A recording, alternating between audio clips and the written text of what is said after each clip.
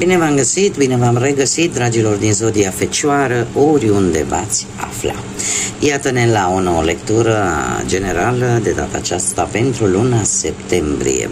Așa că toți cei care aveți soarele, luna, Venus, ascendentul sau oricare alt aspect astral important pentru voi din harta voastră natală și care are legătură cu Zodia Fecioară, atunci această lectură este de asemenea și pentru voi. Ca de fiecare dată nu vreau să uitați faptul că este totuși o lectură generală. Puteți rezona, puteți să nu rezonați.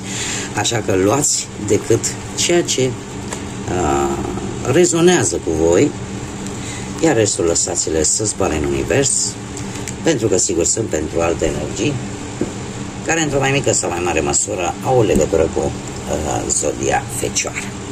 Și așa cum mulți dintre voi deja v-ați obișnuit, începem această lectură lunară cu aceste 4 cărți din oracolul frunzelor de ceai, să vedem așa, la modul general, cam ce aduce fiecare săptămână a lunii septembrie. Și începem cu prima săptămână, avem aici pălăria. Se pare că rolurile se vor schimba într-o anumită situație și vei juca un alt fel de rol, decât vei face ceva diferit față de ce ai făcut până acum. Nu știu, dau un exemplu așa ca să fie mai pe înțelesul tuturor. Dacă până acum, de exemplu, tu erai persoana care nu știu, te ocupai de casă, de exemplu. Te ocupai strict de casă, se pare că prima săptămână, cel puțin în această săptămână, va trebui să faci, să se schimbe un pic lucrurile. Ori să faci altceva în plus, ori să se ocupe altcineva de casă și tu să faci cu totul și cu, nu știu, să te duci la muncă, să faci orice altceva. E o schimbare de rol. Vei face lucruri diferite. Cea de-a doua săptămână avem căruța, o călătorie, fie ea fizică sau mentală. O călătorie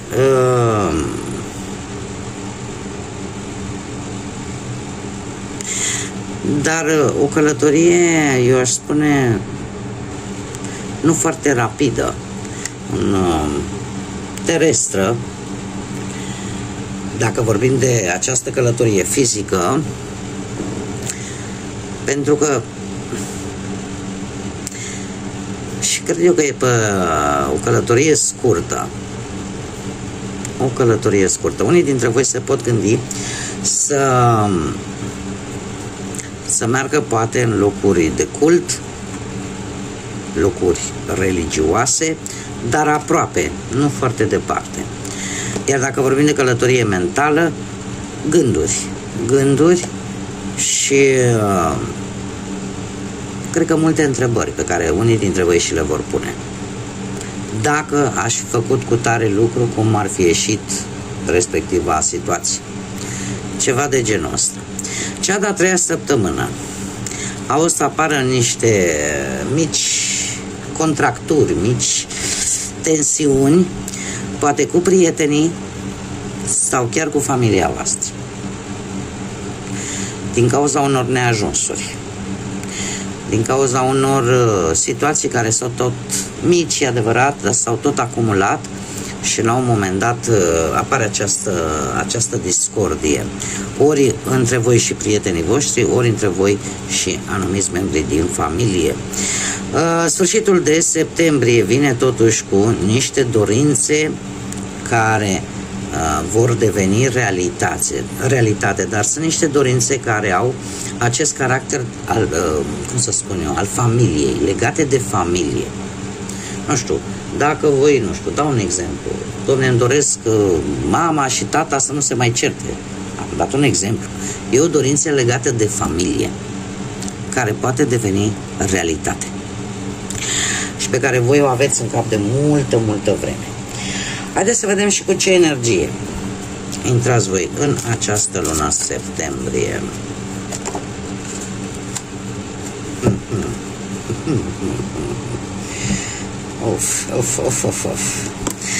Dragilor dragi, Energia voastră este una de duceți dorul în a fi pasional, duceți dorul unor anumite situații din trecut în care poate v-ați fi dorit să vă protejați mai mult. Simțiți că vă lipsește poate cineva cu care ați petrecut o perioadă destul de pasională, cu o chimie destul de puternică între voi. Eu aș zice că, per general, așa, acum lăsând la o parte această a doua carte, da, despre care tocmai ce am vorbit, sunteți foarte nostalgici. Simțiți lipsa cuiva la ceva, la o anumită situație, la anumite sentimente. Apare acest sentiment de nostalgie. E ca și cum ai zice, domne, ce bine, uite, m-am simțit cu cutărică, sau ce bine a fost în cutare situație. Și parcă, uite ce bine era atunci. Da, e ca o aducere aminte, dar care vine la pachet și cu această dorință de parcă aș mai vrea. Haideți să vedem ce vine pentru dragii mei din Fecioară în luna septembrie, pe plan profesional, material sau sentimental. Să vedem.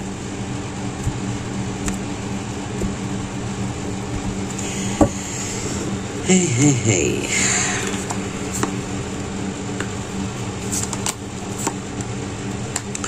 Dragilor, și aici mi-apare carul. Drumuri, hotărâre, nu știu, zodia Rac, dacă vă spune ceva. Avem zodii de apă, Rac, Pești sau Scorpion. Cu predilecție zodia Rac, poate că unii dintre voi aveți un ascendent în Rac. Sau poate nu știu,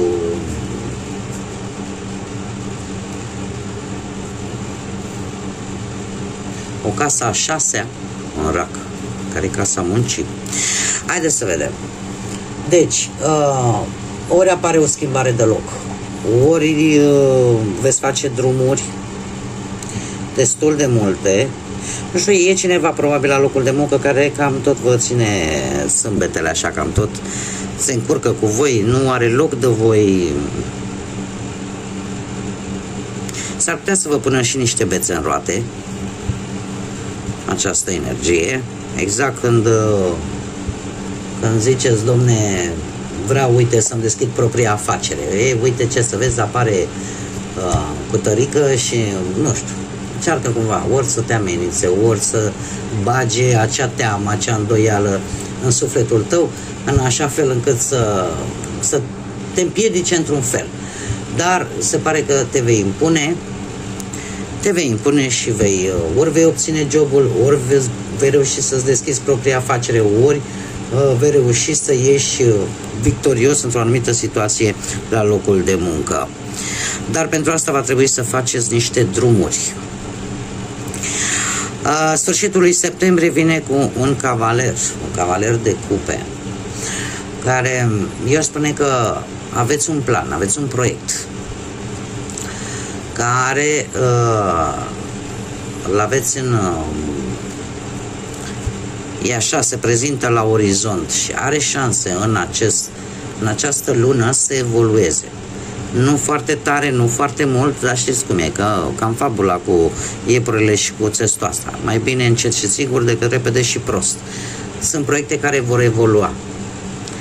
vor evolua și vei lua o decizie tare bună pe plan profesional, folosindu-te foarte mult de intuiție. E probabil printre puținele dăți în care logica nu prea-și face treaba, dar e inspirată, e foarte inspirată. O decizie inspirată pe care voi o puteți lua pe planul ăsta al muncii, în așa fel încât să avansați. Nu brusc, da? Dar încet, puțin câte puțin. Și mai ales cei care aveți în ascendent o zodie de apă. Haideți să vedem cu banii. Cu bănuții. încă de la începutul lui septembrie vă aflați într-o luare unei decizii care nu prea vă place vouă. Nu știu, sunt în spate niște lucruri, se repetă deja e o dualitate aici, dragii mei. E vorba de niște bani, aș zice, cu probleme. Și parcă te întoarce așa, știi, cu spatele la ei și ai zice, nici nu vreau să văd problemele, eu vreau să văd cum soluționez această situație.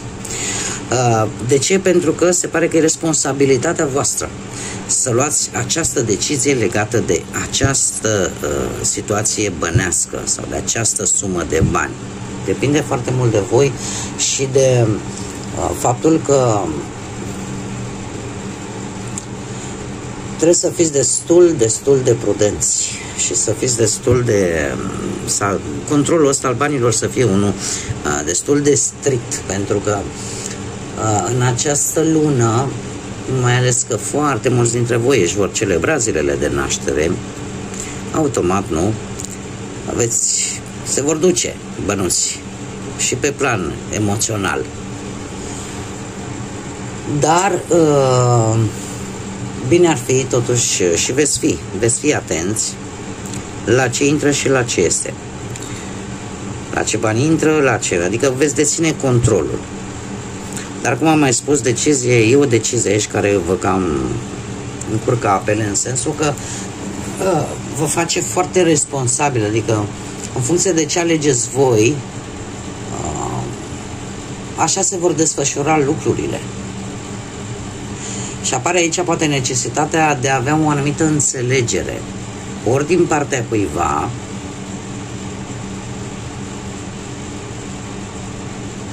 ori împreună cu cineva. O înțelegere legată de o sumă de bani. Sfârșitul lui avem și zodii de foc. Berbec, leu, săgetător. Sfârșitul de septembrie vine totuși cu tendința voastră, nu știu, vreți să faceți ceva în casă. Vreți să vă schimbați, poate, nu știu, garderoba. Vreți să faceți ceva care, la rândul său, costă niște bănuți. Mare atenție, pentru că există această tendință, totuși, către sfârșitul lui septembrie să cheltuiți fără să le prea gândiți. Așa că regina de bâte este renumită pentru aceste lucruri, că nu prea se uită la bani. Așa că, totuși, un pic de control. Dacă vă permiteți, go for it. Dar dacă știți că rămâneți pe muche de cuțit, gândiți-o de 2 ori. Haideți să vedem. Uite, foarte interesant. Se repetă cifra 6. Avem foarte multe cifre pare aici până în prezent. Și foarte interesant, avem un arcan 7. Aici avem numărul 7.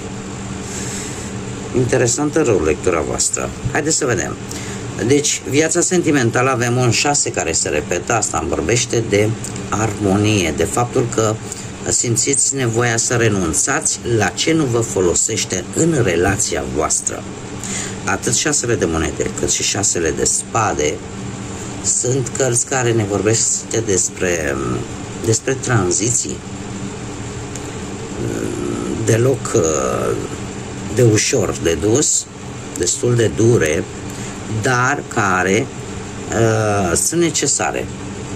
Pentru că ceva urât trebuie să rămână în urmă, ceva urât din relația voastră să rămână în urmă, în așa fel încât să începeți într-o manieră un pic mai senină, mai sănătoasă relația voastră. Asta referitor la aceste numere care se repetă. Acum, 6 de monede. 6 de monede este cartea care ne vorbește de foarte mult echilibru. Dar în același timp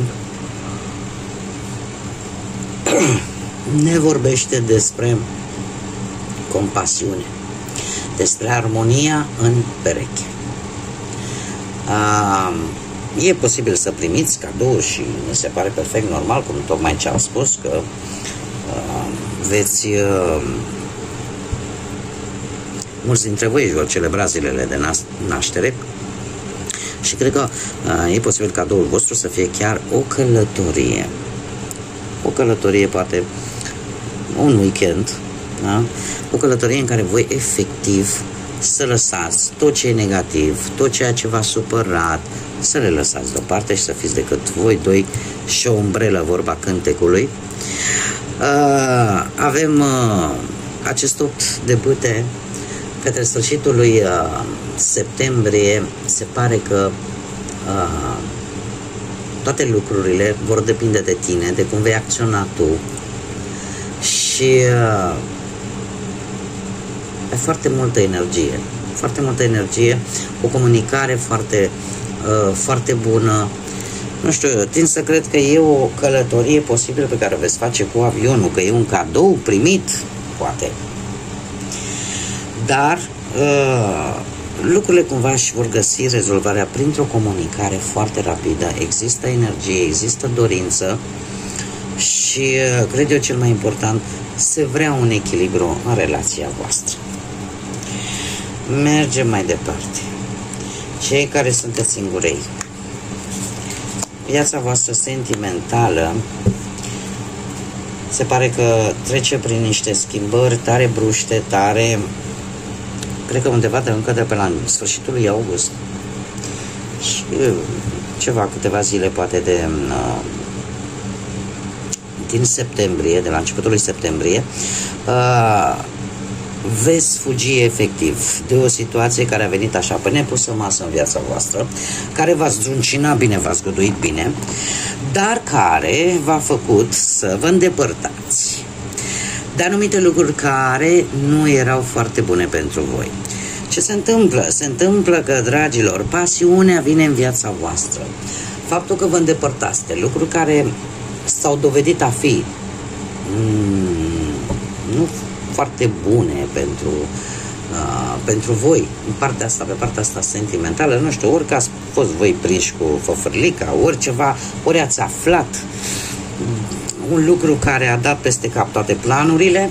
Cert este că cu acest as de bâte trebuie să vă spun că apare iubirea care este aproape iminentă, apare o atracție fizică foarte intensă și asta vis-a-vis de cineva dintr-o zodie de aer sau care are legătură cu zodiile de aer, Gemeni, Balanță sau Vărsător.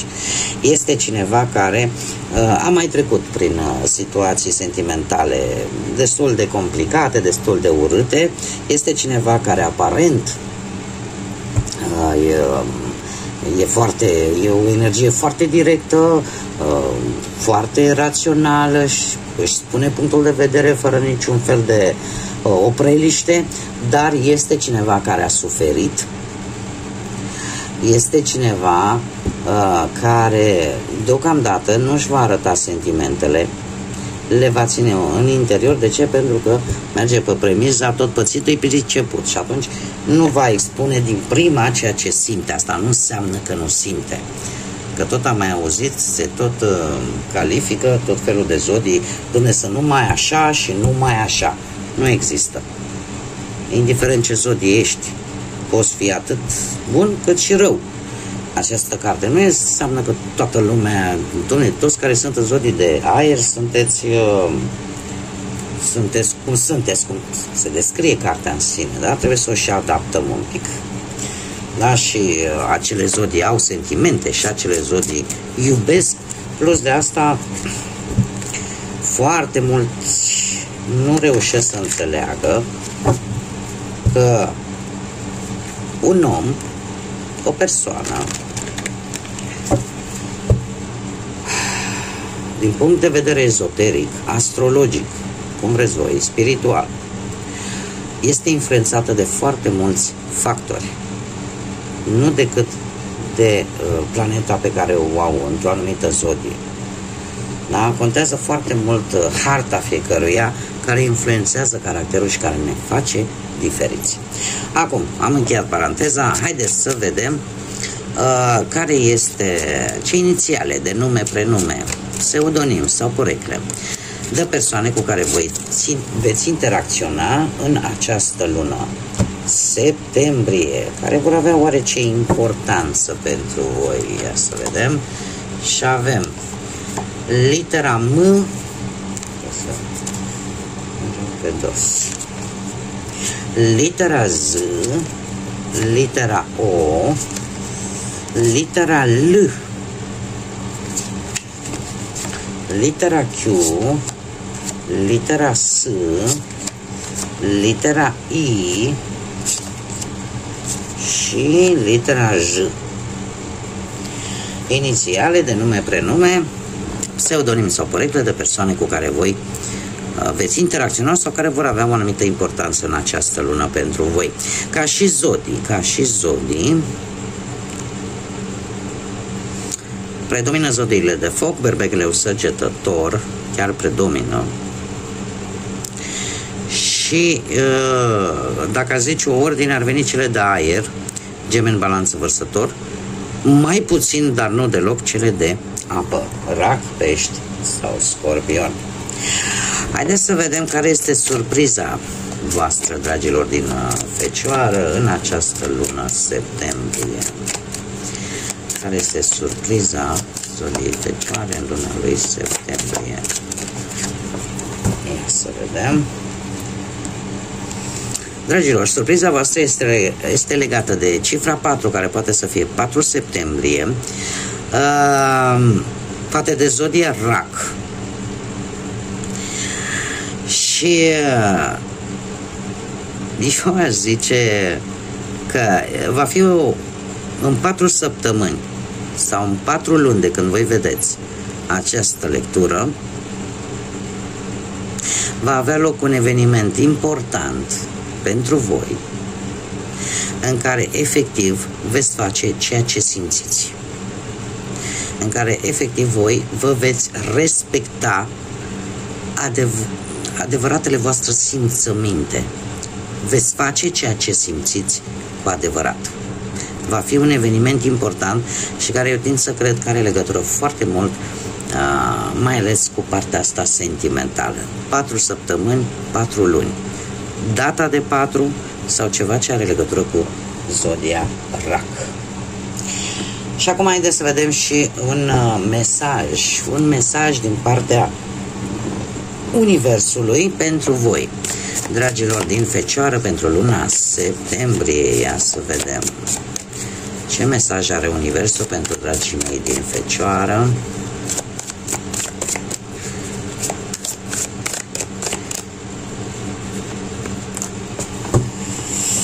Ia să vedem ce ne spune. În relații, cel mai mare lucru după care ar trebui să te uiți și care ar trebui să fie important pentru voi este consistența. De fiecare dată poate ierți pe cineva care nu este consistent cu tine. În acel moment, faptul că ierți, în acel moment tu îi dai permisiunea să te din nou. Meriți mai mult. Acesta este mesajul Universului și așa în propoziții, fraze mult mai simple, spune în felul următor. Dacă, mai ales, deci este vorba strict de relații, fie ele profesionale sau sentimentale, și spune așa: atunci când ce este mai important într-o relație? Cum se comportă celălalt cu tine. Dacă el, chiar dacă poate la început se comportă urât, dar pe parcurs își schimbă comportamentul, deja nu mai persistă în rău, da? A făcut o schimbare în bine. Dar dacă trece timpul și respectiva persoană nu schimbă nimic din comportamentul său nociv, faptul că de fiecare dată tu îl ierți sau o ierți, nu face altceva decât să-i permiți să te rănească încă o dată și încă o dată. Și la sfârșit, propoziția foarte simplă: meriți mai mult, care ar trebui să vă dea de gândit pentru cei care se regăsesc cu acest mesaj. Bun, dragilor, cam atât am avut pentru voi pentru această lună septembrie. Eu, în primul și în primul rând, vă doresc un la mulți ani tuturor celor care își vor celebra zilele de naștere în această lună septembrie, să fiți sănătoși, să fiți bucuroși, să aveți parte de tot ceea ce voi vă doriți și fie ca toate dorințele voastre să devină realitate. Încă o dată vă mulțumesc tuturor celor care de fiecare dată sunteți aici alături de mine prin like-urile voastre, distribuirile voastre, prin comentariile voastre frumoase, prin faptul că vă abonați. Sunt lucruri care au o importanță și nu numai pentru mine, pentru toți creatorii de conținut. Este un fapt important acela de a avea această conexiune între noi cei care facem conținut și voi cei care ne urmăriți. Așa că am nevoie de sprijinul vostru în continuare. Invit pe toți cei care încă nu s-au abonat, dacă vă plac acest gen de lecturi și felul în care eu le fac, nu ezitați, abonați-vă în felul ăsta, nu stați să mă căutați mereu de fiecare dată. Să dea Dumnezeu să aveți un septembrie cât mai liniștit, cum vi-l doriți voi. Așa că până data viitoare, numai bine și să fiți iubiți!